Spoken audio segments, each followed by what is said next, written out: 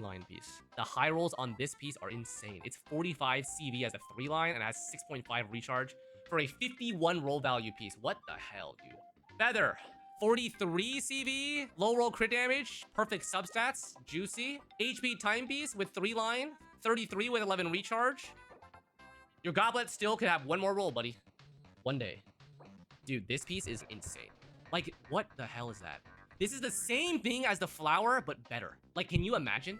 It's the same rolls as the flower, but has one more recharge roll, and like, it has attack percent. Should I just imagine if this was a goblet? If this had like hydro damage bonus and it had these substats, you would cream your pants. Because this would be the first 60 roll value artifact that we would see, right? Like, imagine if this was hydro goblet and like the character was an attack scaler.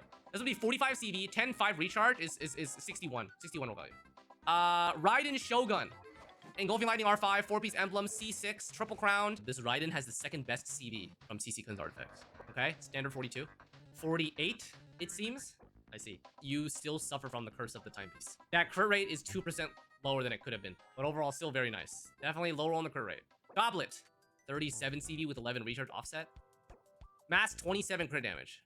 Yeah, this feather is pushing it up to the ceiling with that 48. Dihia, Bacon of the Red Sea, 77, 183. 206 of recharge. Actually, busted Dihia. Wow, that's actually crazy. 33 with 18 recharge is 51 roll value.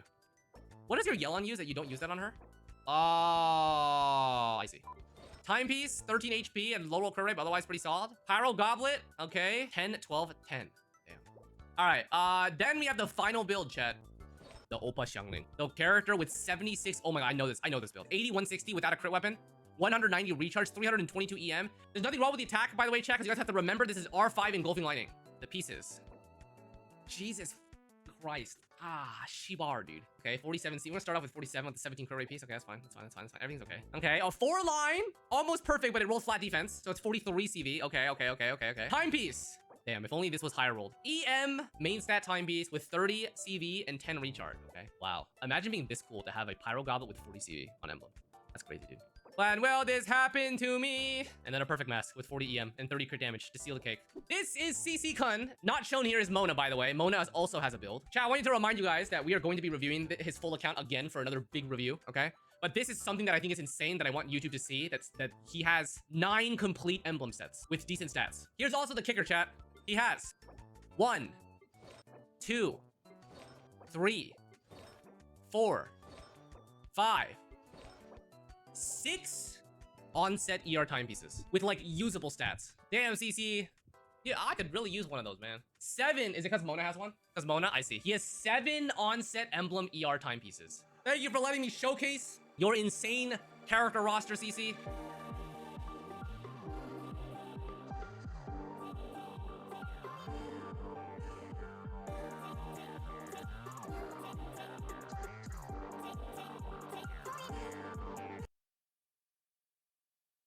Hey, what's up, guys? I was really struggling on how to start this video just because this might be the single weirdest automotive reviewing experience I've ever had. And I was trying to think if maybe there's a superlative to explain it, like, oh, this is the weirdest car I've ever tried, or this is the quirkiest car that I've used so far, but I think it's just the worst car I've ever tested, but probably not in the ways you're expecting. So this car behind me here, this is the Fisker Ocean. You might not have heard of it. Pretty new car, pretty new company, new name anyway. And there were a lot of red flags actually going into this, just the couple of days I'm spending with it. Got it from a Mitsubishi dealership because Fisker couldn't get one to us, and then they somehow found out that we got one, and they didn't want us to review this one because there's a really big software update, a big 2.0 update coming to this car.